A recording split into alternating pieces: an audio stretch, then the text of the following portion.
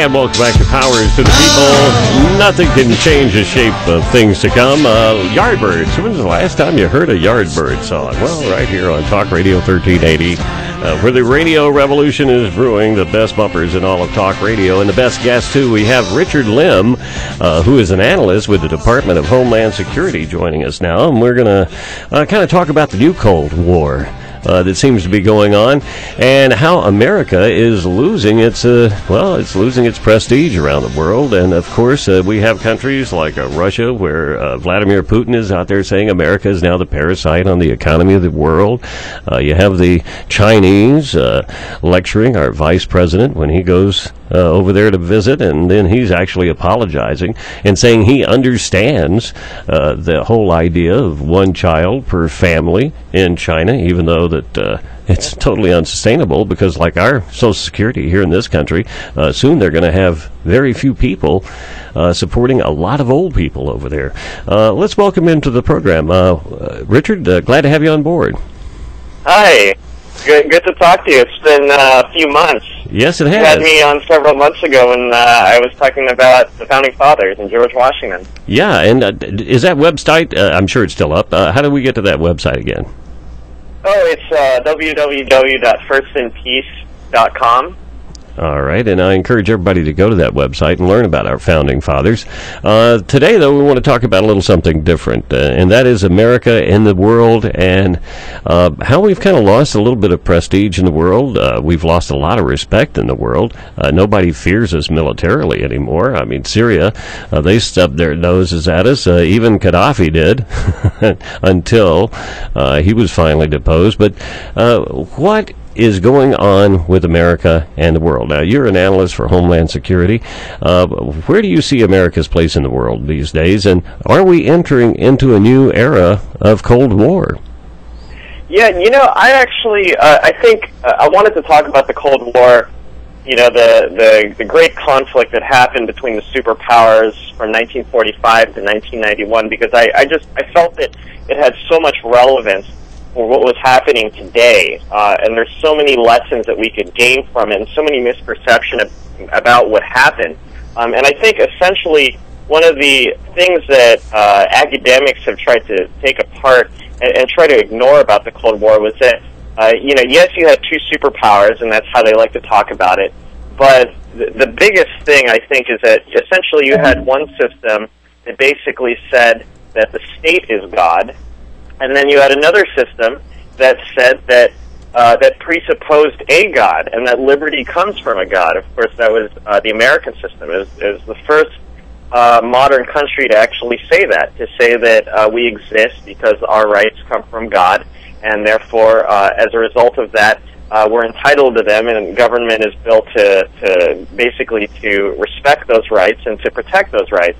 And so I think that's an undercurrent, and that's a foundational aspect of the Cold War that a lot of academics have tried to wipe out, and they ignore the fact that under God was a phrase used in the pledge, and it's our motto, it's our national motto. In a lot of ways, that was a response to the atheism of the Soviet Union. Well, and we see now, of course, America ended up being the only superpower in the world as the Soviet Union finally collapsed under the weight of what Ronald Reagan did and our military buildup. They tried to keep up with us, and of course they too were then involved in the what they call the graveyard of empires, and that was Afghanistan, and Joe Wilson's war helped to bring down the Soviet Union as well. Charlie Wilson's war? I'm sorry? Charlie Wilson. I'm sorry, I said Joe Wilson. Charlie Wilson's war. Charlie Wilson, yeah. Charlie Wilson, the congressman. He's our congressman in the local area. Yeah. Obviously, Tony has Joe in the mind. Yeah, I had Joe in my mind. He actually was in the hospital last week, just thinking about Joe. But Charlie Wilson's war, and of course, what they called, and still is, I think, the graveyard of empires, Afghanistan. Now we're involved there. We kind of see ourselves almost in the same position the Soviet Union found themselves in, as they lost the Cold War. We see the Chinese now, they're building aircraft carriers so that they can basically control the sea lanes over in their region. And, of course, that's going to have some pretty bad consequences for Hong Kong and, of course, other nations in that region. And we see them emerging as an economic superpower. And you can't be a political superpower if you're not an economic superpower. And projections are that China is going to pass us in 2016. Well, I think... I'm sorry? No, go ahead. I just want to get your thoughts on that. Yeah, well, I think there's a great book out a book that Henry Kissinger wrote several years ago. It's kind of like his magnum opus. And regardless of how you feel about Henry Kissinger, he's obviously one of the most brilliant diplomats in American history, in world history. And he talks about how, he talks a lot about the Cold War, but even going back to that, the history of Western civilization, the history of Western diplomacy in the modern world. And he talks about how the world has gone through different shifts. We've gone through, obviously, during the Cold War, it was basically a bipolar world. But for the most part, we lived in a multipolar world, where you have different power bases. In Europe, it was the balance of power. That was the international organization that was going on there at the time. And I think, to an extent, that's what's happening in the world right now. You have a lot of areas that are vying for competition, whether it's a more unified Europe or a resurgent Russia that relies heavily on military strength and oil exports. Then, of course, you have growing countries like Brazil and India, and China, of course, is probably the most prominent one. The United States is still definitely by far the strongest economic power in the world, but by no means, when you look in terms of growth, it's just a matter of when the other countries catch up to it. I think one thing Kissinger also talked about is that when you have multipolar worlds, they're so much less stable than bipolar worlds. Bipolar worlds much more predictable, much more, basically it's simpler. You have two powers that are responding to different things, different incentives. Multipolar world, you really have a multiplication of cultures and personalities and leaders. And it complicates the situation. It's a lot more fluid. So obviously those challenges, it's in many ways it's more challenging than, say, something as simple as a bipolar world. Well, how do you see the United States moving forward in this multipolar world that we find ourselves in, where you have, of course, you have powers like China that is an economic power now. It's becoming a military superpower. It's always basically been a competitor with us militarily. Now they're becoming even more competitive, and not just in the economic sphere, but also in the military sphere. You have a resurgent Russia with Vladimir Putin over there, who I think he said it was the worst thing that ever happened when the Soviet Union broke up, which kind of leads you to believe that maybe he'd like to put it back together. And then, of course, right, you do have things like the Arab Spring going on now. We see unrest in the Middle East. You have Iran over there that is a player, Pakistan, India, as you mentioned, and then in our own hemisphere, we have countries in South America that now are leaning towards more of a totalitarian type government. How does America survive in this environment moving forward?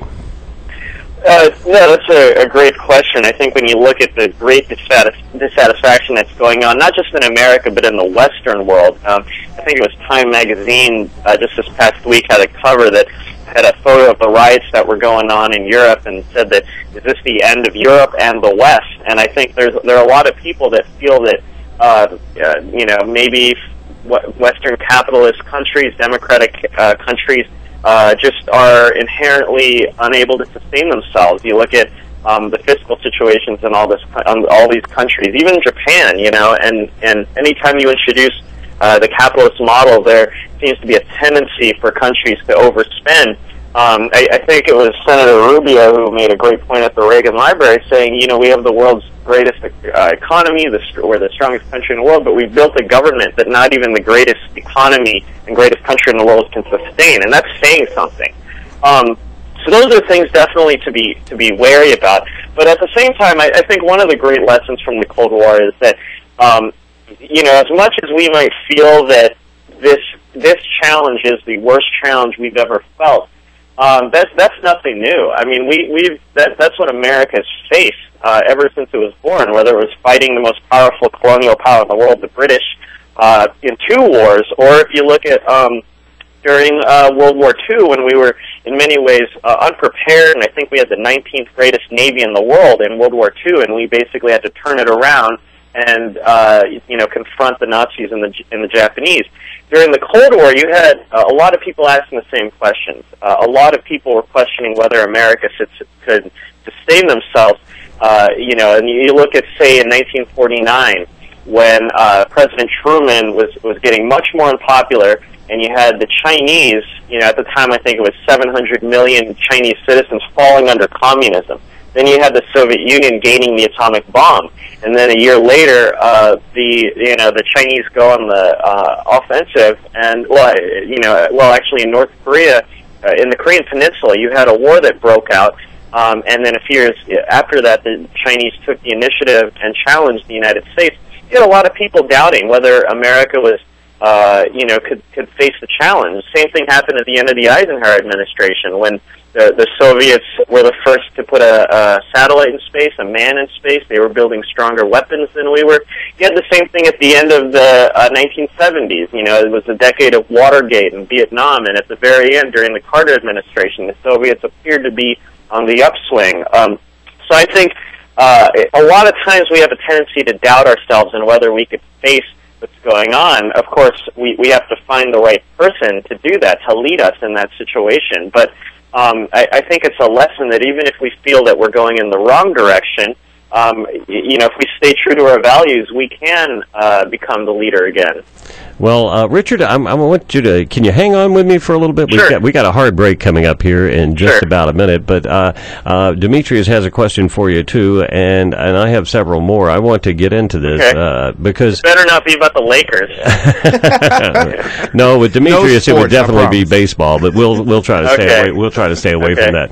But I do want to get into this whole idea of what we can do going forward. I know that we've always risen to the challenge in this country, and I'm sure we will again. And we're beginning to see those conservative values and that smaller government idea coming back, and we'll talk about how that might be our salvation as we move forward. More with Richard Glenn right after these messages.